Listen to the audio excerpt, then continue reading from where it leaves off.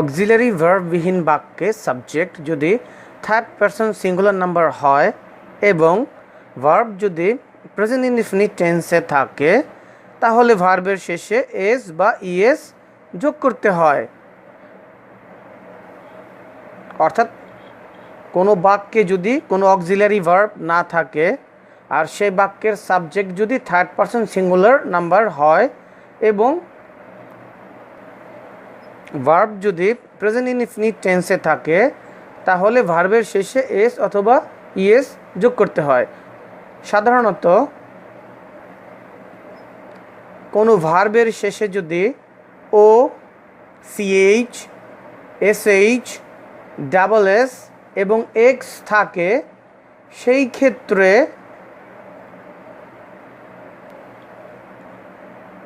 শর্ত অনুযায়ী ইএস যোগ করতে হয় এবং অন্যান্য ক্ষেত্রে শুধু এস যোগ করতে হয়।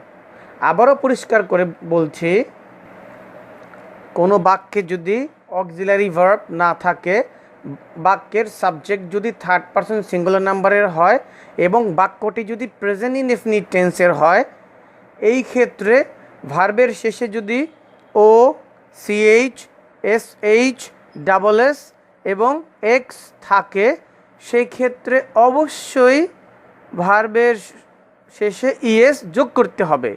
যেমন আমরা স্ক্রিনের এক্সাম্পলে দেখছি, গো এই ভার্বটিতে ও থাকাতে ইএস হয়েছে। ক্যাচ শেষে সিএইচ রয়েছে তাই ক্যাচেস।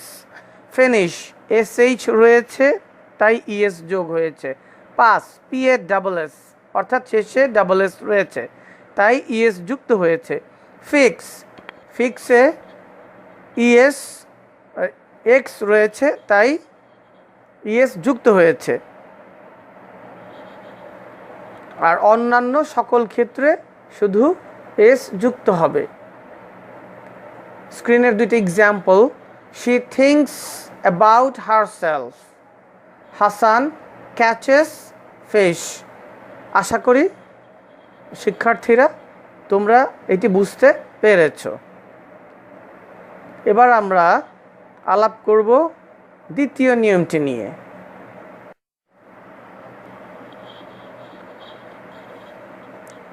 বি ভার্ব বিহীন বাক্যকে নেগেটিভ বা ইন্টারোগেটিভ করতে হলে টেন্স ও সাবজেক্ট অনুসারে ডু, ডাজ, ডিড ব্যবহার করতে হয়। অর্থাৎ কোনো বাক্যে যদি এম, ইজ, আর অথবা ওয়াজ, ওয়্যার না থাকে সেই ধরনের বাক্যকে নেগেটিভ বা ইন্টারোগেটিভ করতে হলে টেন্স ও সাবজেক্ট অনুসারে ডু, ডাজ, ডিড ব্যবহার করতে হয়। যেমন the boy does not go to school. এই বাক্যটির অ্যাফার্মেটিভ ফর্ম ছিল the boy goes to school. এই বাক্যটাতে কোনো টু বি ভার্ব না থাকাতে আমরা এখানে কনসিডার করেছি যে এটা কোন টেন্সে আছে। The boy goes to school এটা কোন টেন্সের এবং সাবজেক্ট কি? দ্য বয় থাকাতে গোজ হয়েছে যেহেতু বাক্যটা প্রেজেন্ট ইনডিফিনিট টেন্সের,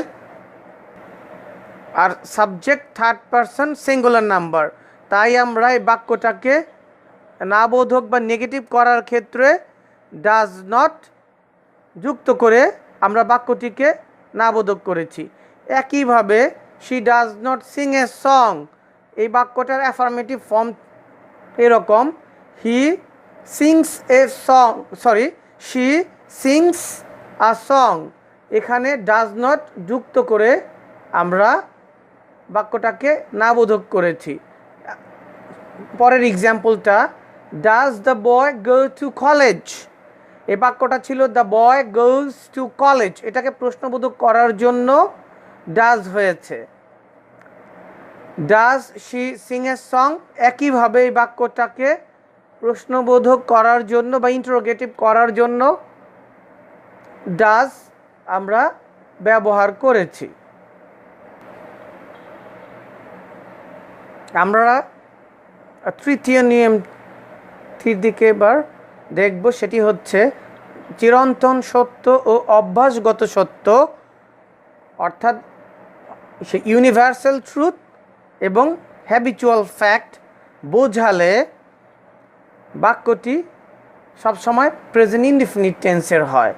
যেমন the earth moves round the sun gives us light, man is mortal. এবার আমরা চতুর্থ নিয়মটার দিকে ফোকাস করি। দেখো বাক্য সেখানে কি রয়েছে। Once a year, at present, every day, every week, every year, always, usually, never, sometimes, today, daily, generally, often, occasionally, normally, regularly, traditionally ইত্যাদি অ্যাডভার্বগুলি কোনো বাক্যে থাকলে তা প্রেজেন্ট ইনডেফিনিট টেন্সে হয়। অর্থাৎ যে অ্যাডভার্বগুলোর কথা বলা হচ্ছে এগুলি যদি কোনো বাক্যে থাকে তবে অবশ্যই ওই বাক্যের ভার্বটি প্রেজেন্ট ইনডেফিনিট টেন্সের হবে। যেমন হি টেকস ফিজিক্যাল এক্সারসাইজ রেগুলারলি, যদি এটা এমন থাকতো হি টেক যদি ব্র্যাকেটের ভিতরে থাকতো ফিজিক্যাল এক্সারসাইজ রেগুলারলি, তখন আমরা এটা বুঝে নিতাম রেগুলারলির জন্য এখানে টেক্স হয়েছে, কারণ রেগুলারলির জন্য বাক্যটি প্রেজেন্ট ইনডেফিনিট টেন্স আর হি হচ্ছে থার্ড পারসন সিঙ্গুলার নাম্বার, সেই জন্য আমরা এস যোগ করেছি। একইভাবে পরের এক্সাম্পলটা, sometimes he comes to our house, তারপরের বাক্যটা they always speak the truth.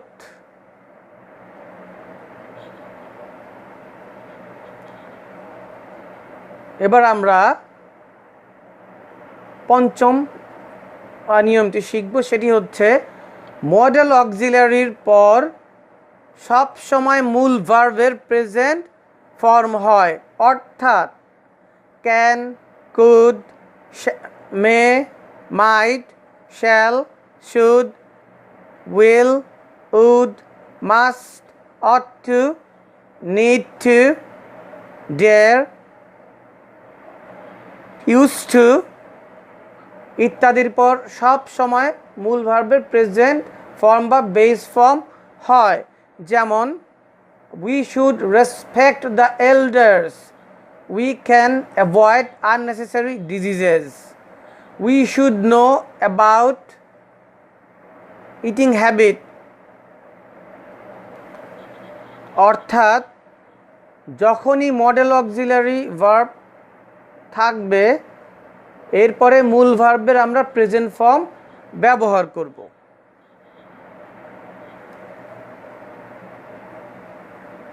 এরপরের যে নিয়মটি আমরা স্ক্রিনে দেখতে পাচ্ছি সেটি হচ্ছে had better, had rather, would better, would rather, let, must, need, dare ইত্যাদির পর ভার্বের প্রেজেন্ট ফর্ম বসে এবং প্রদত্ত ভার্বের পূর্বে টু থাকলে সেটি উঠে যাবে।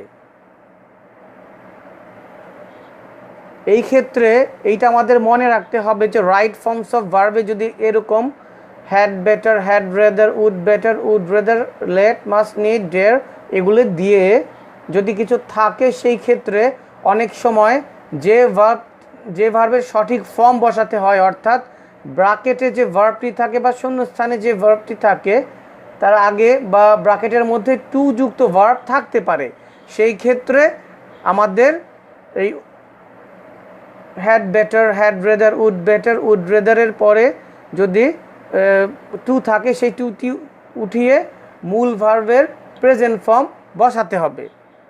আমরা এখন এক্সাম্পলগুলো লক্ষ্য করি।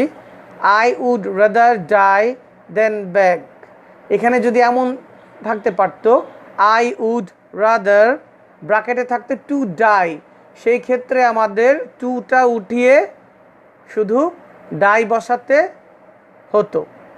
আচ্ছা, you would better go, I had better অথবা would rather go now, you had better অথবা উড বেটার টক টু হিম।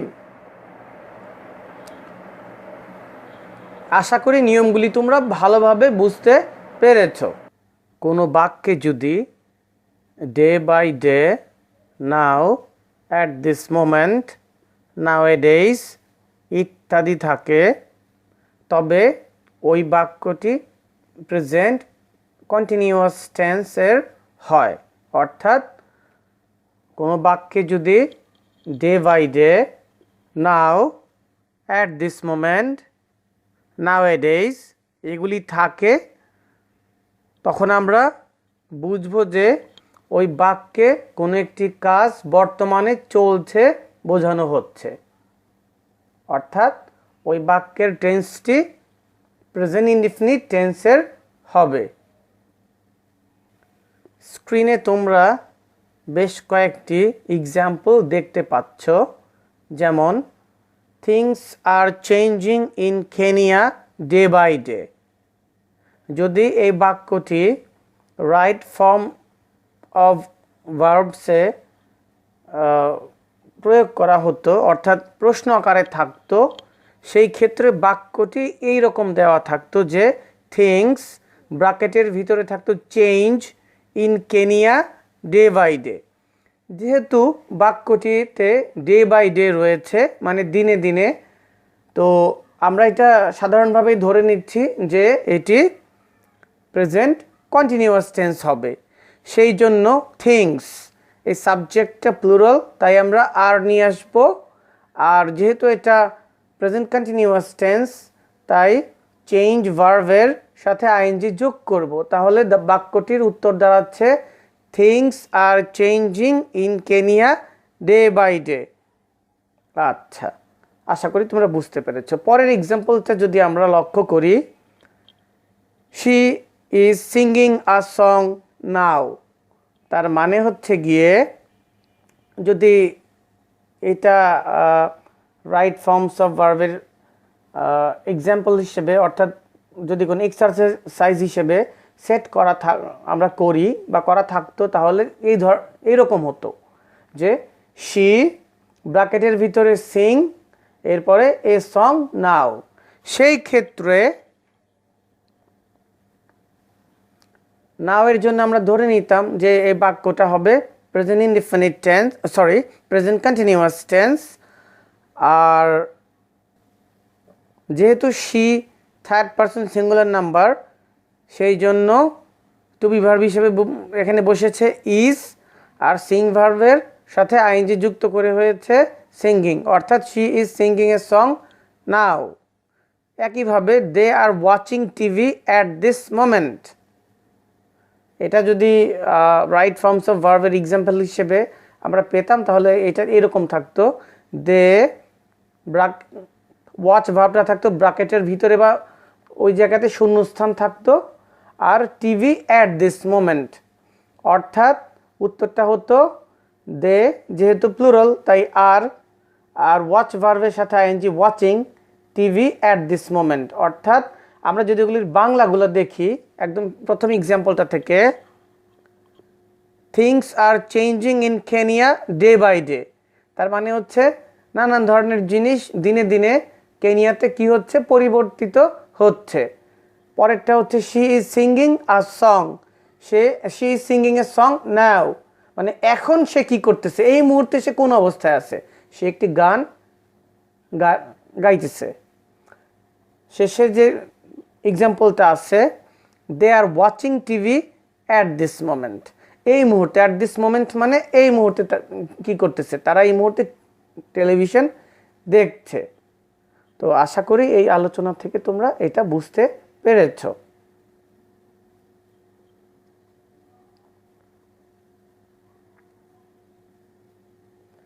এরপর আমরা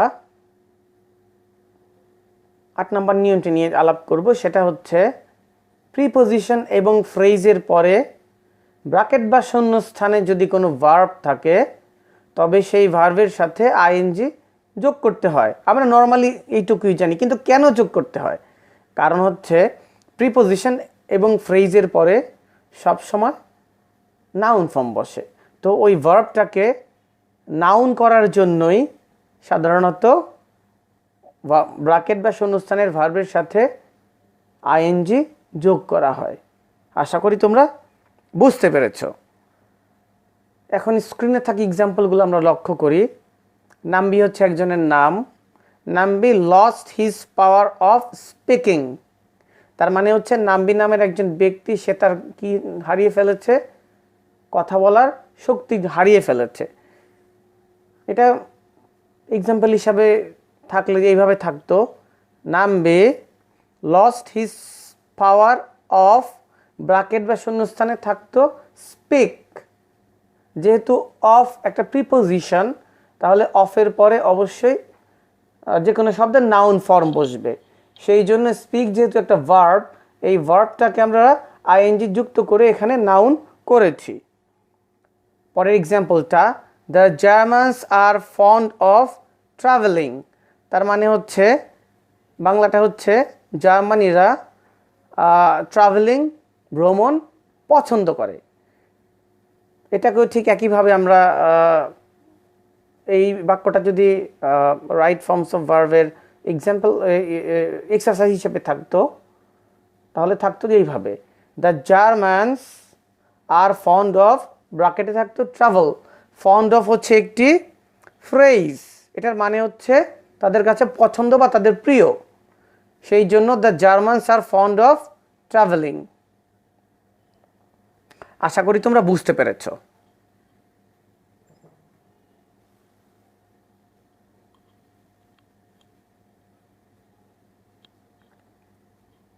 নয় নাম্বার নিয়মটি হচ্ছে, কোনো সিম্পল সেন্টেন্সে পরপর দুটি ভার্ব থাকলে দ্বিতীয় ভার্বের সাথে আইএনজি যোগ করতে হয়। অর্থাৎ এখানে পরপর বলতে একদম একই সাথে দুইটা ভার্ব থাকবে বিষয়টা কিন্তু তা নয়।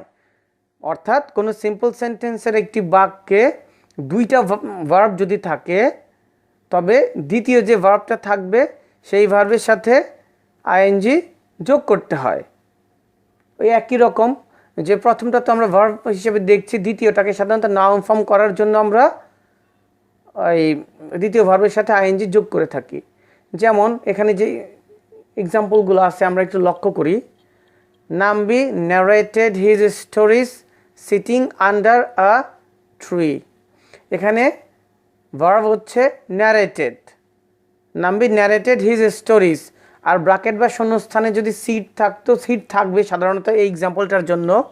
এখানে সিট থাকাতে কি হয়েছে? সিটিং হয়েছে, সিটিং আন্ডার এ ট্রি। আশা করি বুঝতে পেরেছ। আবার পরের এক্সাম্পলটা, Mrs Alim loves gossiping with her neighbour. তার মানে হচ্ছে মিসেস আলিম একজনের নাম, সে কি পছন্দ করে? এখানে লাভস হচ্ছে ভার্ব, আর গসিপিংটা ব্র্যাকেট বা শূন্যস্থানের ভিতরে থাকতো। তো এই গসিপিং এই ভার্বটার সাথে আমরা আইএনজি যোগ করেছি। আচ্ছা, পরের যে এক্সাম্পলটা আছে, many countries have started taking action to protect wild animals.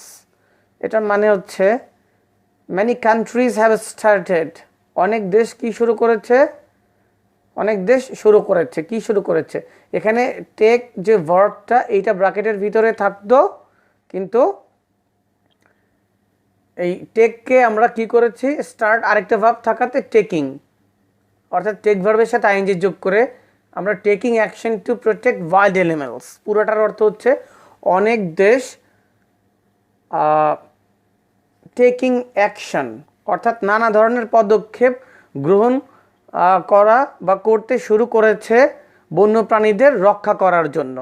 তো আশা করি এই আলোচনা থেকে এটা বুঝতে পেরেছো যে সিম্পল সেন্টেন্সে দুইটা ভার্ব থাকলে পরপর, একদম পরপরও থাকতে পারে, অথবা একটা দুইটা অপর শব্দের পরেও ভার্বটা থাকতে পারে। যেমন আমরা এই স্ক্রিনের প্রথম যে এক্সাম্পলটা দিয়েছি, সেটা সেইখানে সাবজেক্টের ঠিক পরে একটা ভার্ব, তারপরে রয়েছে পজিটিভ হিজ স্টোরিজ, তারপরে রয়েছে ভার্বটা। কিন্তু সেকেন্ড যে এক্সাম্পলটা আছে সেখানে সাবজেক্টের পরই পরপর দুইটা ভার্ব রয়েছে, অর্থাৎ সিম্পল সেন্টেন্সে দুইটা ভার্ব থাকলে দ্বিতীয় যে ভার্বটা থাকবে সেই দ্বিতীয় ভার্বের সাথে আইএনজি যোগ করতে হবে। আশা করি তোমরা বুঝতে পেরেছ। 10 নম্বর যে নিয়মটা আছে সেটা হচ্ছে উদ্দেশ্য বোঝালে ভার্বের পূর্বে টু বসাতে হয়। অর্থাৎ আর স্পষ্ট করে বললে যে কোনো একটা বাক্যে যদি দুইটা ভার্ব থাকে, প্রথম ভার্বটি দিয়ে কোনো একটা কাজ বোঝানো হয় আর দ্বিতীয় যে ভার্বটা থাকে সেটা দিয়ে সেই কাজের উদ্দেশ্য বা শর্ত বা কারণ বোঝানো হয়। তো ওই দ্বিতীয় ভার্বটা দিয়ে যখন উদ্দেশ্য কারণ বা শর্ত বোঝানো হয় তখন ইনফিনিটিভ টু বসে, ইনফিনিটিভ টু বসে এবং সেই ইনফিনিটিভ টু এর পরে ব্র্যাকেট বা শূন্যস্থানে যে ভার্বটা থাকবে সেই ভার্বের প্রেজেন্ট ফর্ম বসবে। আশা করি তোমরা আমার পয়েন্টটা বুঝতে পেরেছ। আমি আরও একবার পরিষ্কার করে বলতেছি, কোনো একটা বাক্যে যদি দুইটা ভার্ব থাকে, প্রথম ভার্বটি দিয়ে কোনো একটা কাজ সম্পাদন করা হচ্ছে এবং দ্বিতীয় যে ভার্বটা থাকবে সেইটা যদি সেই ভার্বটা দিয়ে যদি উদ্দেশ্য মানে প্রথম ভার্বের যে কাজটা হলো সেই কাজের উদ্দেশ্য কারণ বা শর্ত বোঝানো হয় তখন অবশ্যই দ্বিতীয় ভার্বের পূর্বে একটা টু বসাতে হবে, এটাকে বলে ইনফিনিটিভ টু, এবং সেই টু এর পরে ব্র্যাকেট বা শূন্যস্থানে থাকা যে ভার্বটা আছে সেই ভার্বের প্রেজেন্ট ফর্ম বসবে। আশা করি তোমরা বুঝতে পেরেছ। তারপরেও আমি এক্সাম্পলগুলা ব্যাখ্যা করে দিচ্ছি। যেমন প্রথম এক্সাম্পলটা আছে I want to go to market to buy a book. এই বাক্যটাতে আই ওয়ান্ট, এই ওয়ান্ট হচ্ছে ভার্ব, এরপর আছে to go, I want to go. এই গোটা হচ্ছে গিয়ে টু ইনফিনিটিভ গো হচ্ছে গিয়ে ভার্ব, দ্বিতীয় ভার্ব, আর টু মার্কেট হচ্ছে এখানে টু হচ্ছে প্রিপোজিশন, আবার টু বাই এ বুক এই টু হচ্ছে ইনফিনিটিভ। তাহলে আই ওয়ান্ট টু গো, আমি চাই, কি করতে চাই, যেতে চাই, টু মার্কেট, কোথায় যেতে চাই, মার্কেটে যেতে চাই, কোন উদ্দেশ্যে, টু বাই এ বুক। তাহলে এখানে টু বাই হচ্ছে উদ্দেশ্য, আই ওয়ান্ট টু গো, এই যে আমি যে যেতে চাই শপিং মলে, কেন যেতে চাই, যেতে চাই হচ্ছে একটি বই কেনার উদ্দেশ্যে। এখানে I want to go to market, এখানে আই ওয়ান্ট টু গো হচ্ছে গিয়ে ভার্ব, আর এই টু বাই এ বুক, এই টু বাই হচ্ছে এখানে টু হচ্ছে ইনফিনিটিভ আর বাই হচ্ছে ভার্ব। আবার we eat to live, we eat আমরা খাই, ইট খাই, কেন খাই, কোন উদ্দেশ্যে খাই, কি কারণে খাই, বেঁচে থাকার জন্য। তাই এই প্রথম ইটটা দিয়ে একটি কাজ সম্পাদিত হয়েছে, আর টু লিভ এই টু দিয়ে পরে যে আমরা বাঁচতে চাই এখানে উদ্দেশ্য প্রকাশ করা বা বোঝানো হয়েছে। পরের যে বাক্যটা আছে we read to pass in the examination, আমরা কি করতে চাই, আমরা পড়ি, আমরা পড়াশোনা করি, কেন পড়াশোনা করি, আমরা পড়ালেখা কেন করি, to pass in the exam, আমরা পরীক্ষায় পাস করার জন্য লেখাপড়া করি। তো এইখানেও উই রিড, এই রিডের উদ্দেশ্য, রিড আমরা করি, এটা একটা কাজ, কিন্তু কেন, উদ্দেশ্য হচ্ছে পরীক্ষায় পাস করা বা জ্ঞান অর্জন করা, যেমনটা থাকে আর কি। He runs fast to catch the train, সে খুব দ্রুত দৌড়াচ্ছে, এটা একটা কাজ, কেন দৌড়াচ্ছে, কোন উদ্দেশ্যে দৌড়াচ্ছে, টু ক্যাচ, ট্রেনটা ধরতে। তো আশা করি তোমরা এই ইনফিনিটিভ টুটা স্পষ্টভাবে পরিষ্কারভাবে বুঝতে পেরেছো এই আলোচনা থেকে।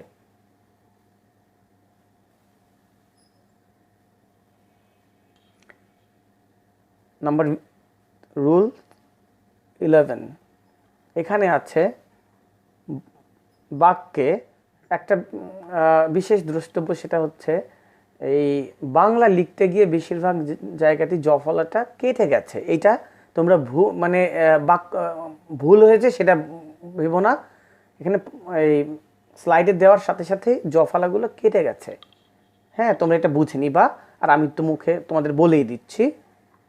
হ্যাঁ, বাক্যে লুক ফরওয়ার্ড টু বাংলা হচ্ছে অপেক্ষায় থাকা, with a view two Bangla হচ্ছে উদ্দেশ্যে, অবজেক্ট টু বিরোধিতা করা, কনফেস টু স্বীকার করা, উড ইউ মাইন্ড কিছু মনে করবেন কি, গেট ইউজড টু অভ্যস্ত, অ্যাডিক্টেড টু আসক্ত ইত্যাদি থাকলে ব্র্যাকেটে ভার্বের সাথে আইএনজি যোগ করতে হয়। অর্থাৎ এখানে যে শব্দগুচ্ছগুলো বললাম প্রত্যেকটাই হচ্ছে ফ্রেজ অ্যান্ড ইডিয়মস। এখানে লুক ফরওয়ার্ড টু টোটালটার অর্থ হচ্ছে অপেক্ষায় থাকা।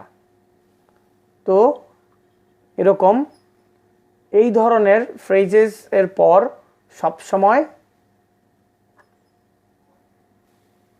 শূন্যস্থান বা ব্র্যাকেটে থাকা ভার্বের সাথে আইএনজি যোগ করতে হয়।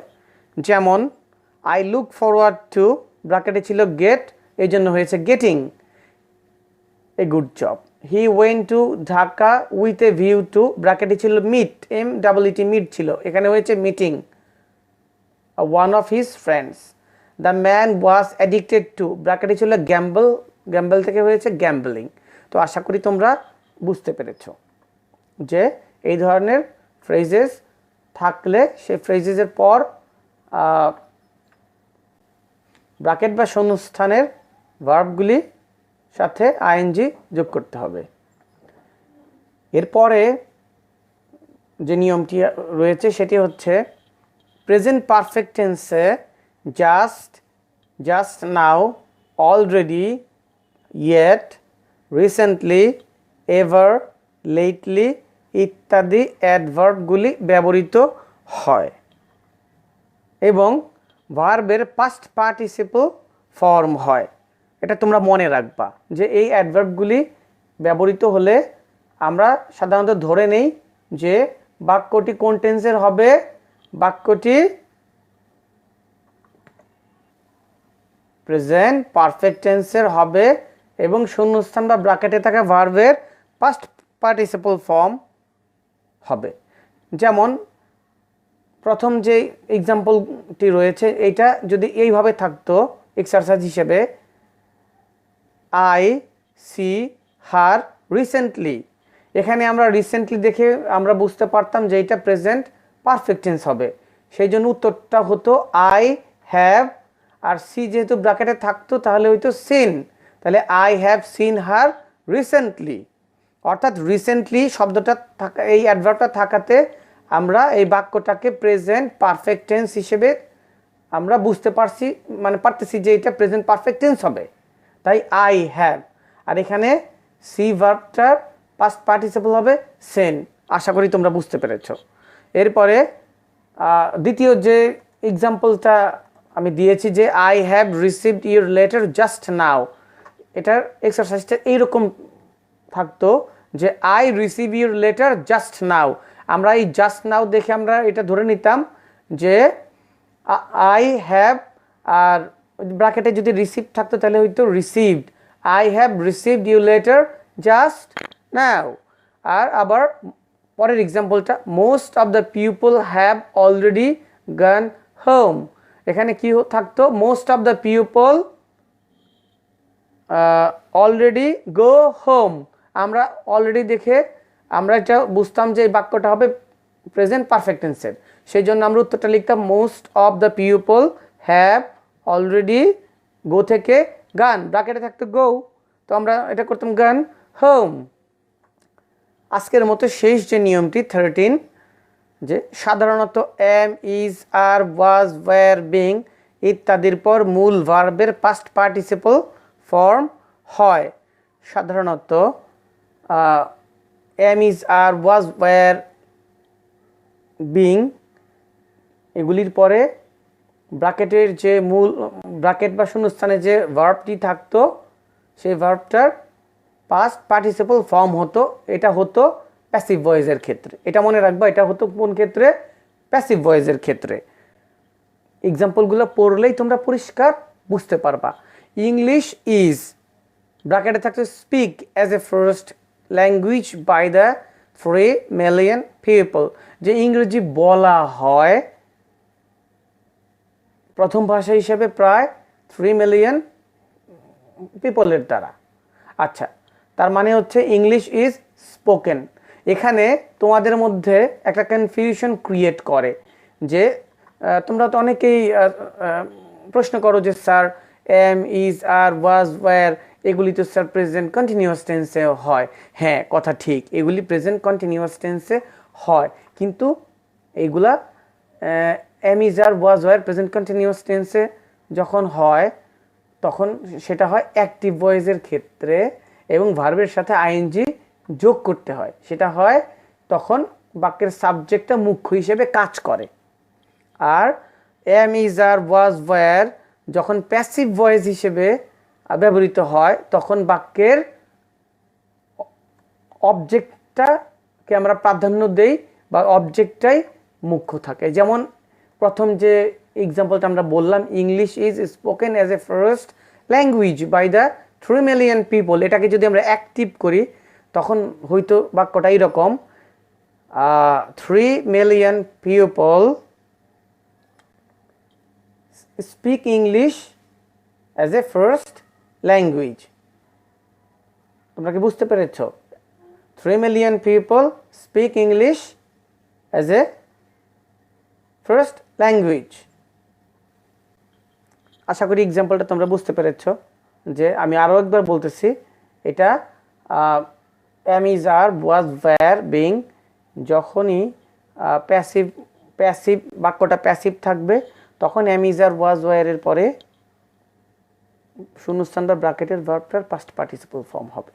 আর আমি তো বাক্যটা একবার অ্যাক্টিভ কেমন হবে রূপটা বা চেহারাটা বাক্যের, আবার প্যাসিভে কেমন হবে সেটাও বলেছি। তারপরের এক্সাম্পলটা হচ্ছে our sensibility is refined by education. এখানে অবজেক্টটা মুখ্য বা প্রাধান্য পেয়েছে। Our sensibility is refined by education, এটাকে অ্যাক্টিভ করলে হতো এডুকেশন রিফাইন্স আওয়ার সেন্সিবিলিটি। আবার smoke is created when anything is burned. We are astonished at the present rate of change. Spoons and forks are used for eating. Fingers are used by the people of the Indian subcontinent for eating. অর্থাৎ এই প্রত্যেকটা বাক্যই কিন্তু passive ফর্মে রয়েছে, যার ফলে am, is, are, was, were এরপর যেখানেই ব্র্যাকেটে ভার্ব আছে সেই ভার্বের আমরা পাস্ট পার্টিসিপল ফর্ম করেছি। তো আশা করি আজকের আলোচনা তোমরা বুঝতে পেরেছো।